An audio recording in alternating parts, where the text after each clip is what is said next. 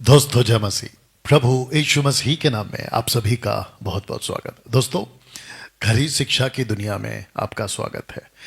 मसीह मंथन बैठक, मसीह जनता और खरी शिक्षा वाले फेसबुक, यूट्यूब, इंस्टाग्राम पर आप जितने भी हैं, आप देख रहे होंगे कि इन दिनों में मैं एक शब्द यूज कर रहा हूं और वो है खरी शिक्षा की दुनिया। जी हाँ, यही खरी शिक्षा की दुनिया ही अंत के दिनों में बचने वाली है। रैप्चर इसी खरी दुनिया के वालों का होगा। डंके की चोट पे कह रहा हूं, यह सच्चाई है, पत्थर की लकीर है। जिसके पास यीशु की शिक्षा है वही बचेगा, जिसके पास यीशु की शिक्षा नहीं है कई भैंस पानी में। चलिए दोस्तों, पोस्टर और थंबनेल आपने देख लिया होगा कि मैं इस विषय पे आज आप लोगों से बात करने जा रहा हूं। सबसे पहले एक पास्टर में 5 बातें, यह 5 बातें आपको पहले देखना है।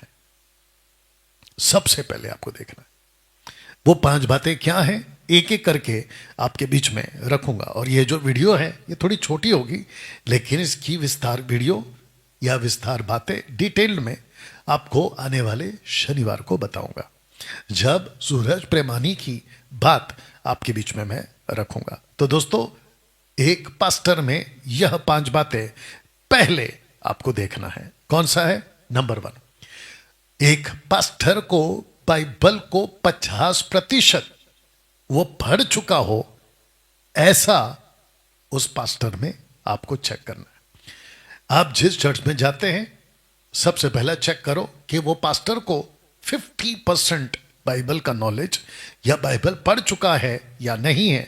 आपको सबसे पहले ये चेक करना है। अगर वो 50% बाइबल नहीं पढ़ा है तो इसका मतलब ये है, यानी कि उसको जानकारी नहीं है, तो फिर वो आपको उल्टा सीधा सिखा देगा। एक छोटी सी बात इसको रखकर कर देता हूं। अगर आपको, आपके पास्टर को अगर मत्ती की किताब पता है, उसको मरकुस की किताब नहीं पता, तो पवित्र आत्मा उसको मरकुस में से कभी नहीं सिखाएगा, क्योंकि उसको मरकुस की बात नहीं पता है, लूका की बात नहीं पता, यूहन्ना की किताब का नॉलेज नहीं और बाकी की किताबों का नॉलेज नहीं है। क्योंकि पवित्र आत्मा को सबका नॉलेज है, लेकिन पवित्र आत्मा वही सिखाएगा जो आपको पता है। आप समझदार हैं, ठीक है ना? तो सबसे पहला पॉइंट है, एक पास्टर को कम से कम 50% देख लीजिएगा, वो बाइबल पढ़ चुका हो, ऐसा पास्टर आपका होना चाहिए। तो ये पहला। दूसरा है, बाइबल को कॉन्टेक्स्ट में पढ़ना जानता हो, ऐसे पास्टर का चुनाव करिए। अगर अभी जैसे कि सूरज प्रेमानी, उसको अन्य भाषा के प्रति 0 नॉलेज है, उसकी वजह से ये वीडियो मैं बना रहा हूं कि ऐसे 90% प्रॉस्पेरिटी प्रीचर्स, 90% टंग स्पीकर्स, जिब्रिश वाले, ऐसे बहुत सारे, उनको बाइबल को कॉन्टेक्स्ट में पढ़ना आता ही नहीं है। बस पढ़ देते हैं, उसको उठाकर चिपका देते कलीसिया पे। दाऊद नाचा, हम नाचेंगे, कॉन्टेक्स्ट गया पानी में।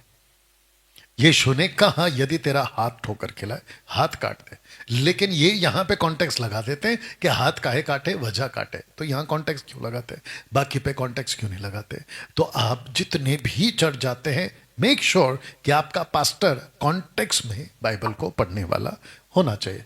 तीसरा, बाइबल के इतिहास का 50% ज्ञान उसको होना चाहिए।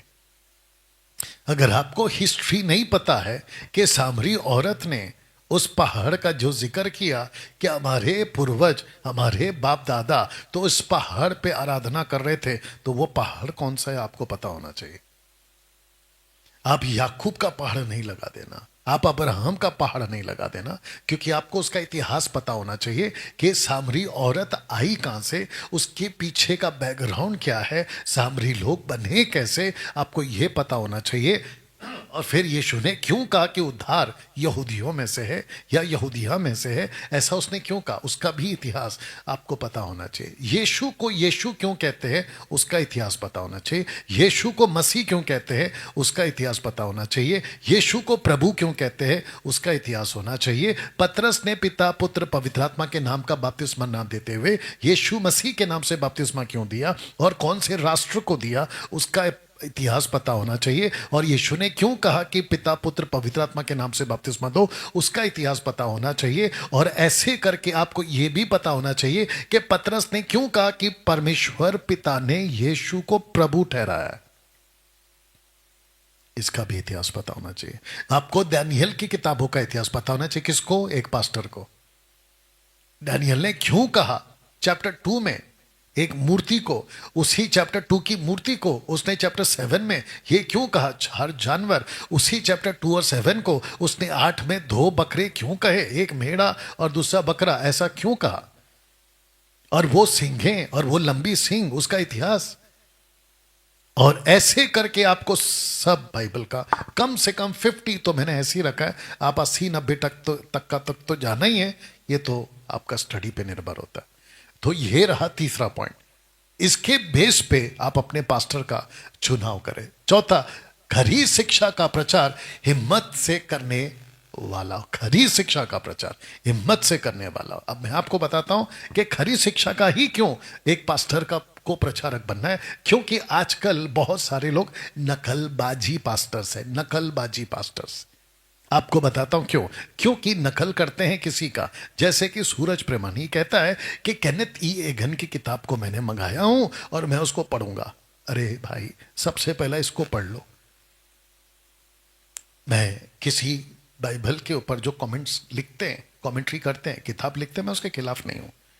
अगर अच्छी चीज है, खरी शिक्षा से संबंधित है, तो उसको लिखना चाहिए, और जो लिखते हैं उनको मैं अप्रिशिएट करता हूं। लेकिन ऐसे जैसे जिनको कॉन्टेक्स्ट नहीं पता है, जिनको हिस्ट्री नहीं पता है, स्मिथ वेगल, इसका नाम क्या है, अजूजा स्ट्रीट वाला जिसने रिवाइवल लेकर आया, उसकी किताबें पढ़कर, उसकी हिस्ट्री को लाकर, विलियम सीमोर उसको पढ़कर, केनेथ हैगन को पढ़कर, और ऐसे कितने लोग हैं जो जिब्रिश वाले लोग हैं, उसके हिसाब से खरी शिक्षा का अगर वो प्रचार नकलबाजी करके कर रहा है, तो ऐसे पास्टर का चुनाव मत करिए।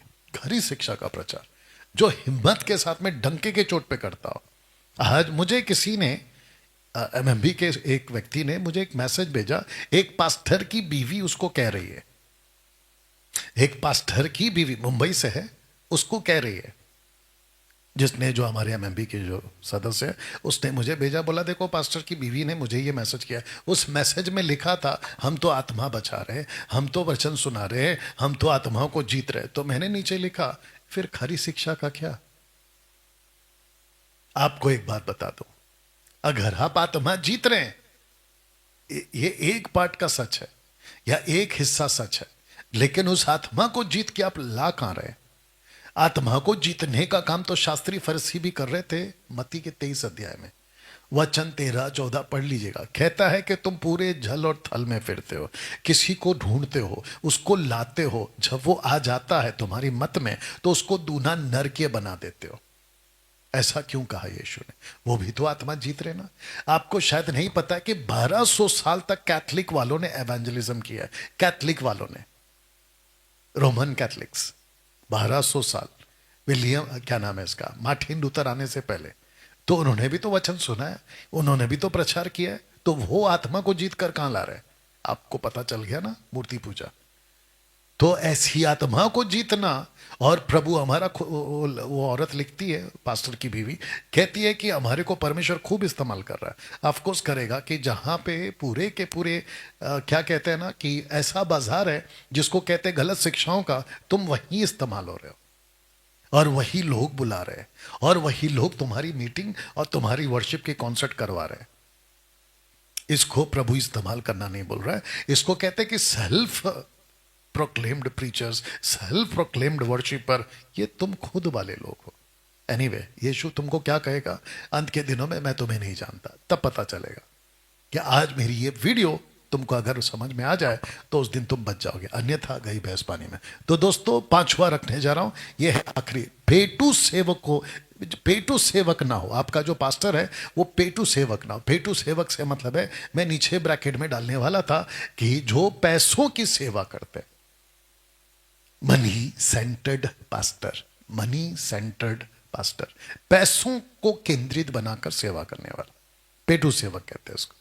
ऐसे पास्टरों का चुनाव आप ना करें। पेटू सेवक से मेरा मतलब है दशमांश की लूट लेने वाले। बेचारे चर्च आते हैं, बेचारे भोले भाले लोग, उनको उल्लू बना देते हैं, कहते हैं कि तुमको ताइत देना होगा। आपका बिजनेस क्यों नहीं चल रहा है? क्योंकि आपने ताइत नहीं दिया है। अब इससे बड़ा उल्लू पूरे मसीह जगत में और पूरी दुनिया में मसीह को अपनाने वालों को इससे बड़ा उल्लू और कौन बना रहा है? तो दोस्तों, ऊपर से लेके नीचे तक ये टोटल 5 पॉइंट्स आपको समझना है अगर आपको एक पास्टर का चुनाव करना है। एक पास्टर में यह 5 बातें पहले देखना, उसके बाद ही उसको अपना पास्टर बनाना। 5 बातें क्या है, एक साथ रख दे रहा हूं। बाइबल को 50% पढ़ चुका हो। दूसरा, बाइबल को कॉन्टेक्स्ट में पढ़ना जानता हो। तीसरा, बाइबल के इतिहास का 50% ज्ञान हो। चौथा, खरी शिक्षा का प्रचार हिम्मत से करने वाला हो। और आखिरी है, पेटू सेवक ना हो। दोस्तों, मिलते हैं अगली वीडियो के साथ। अपना ख्याल रखें और वीडियो को खूब शेयर करें और इससे फायदा उठाएं। God bless.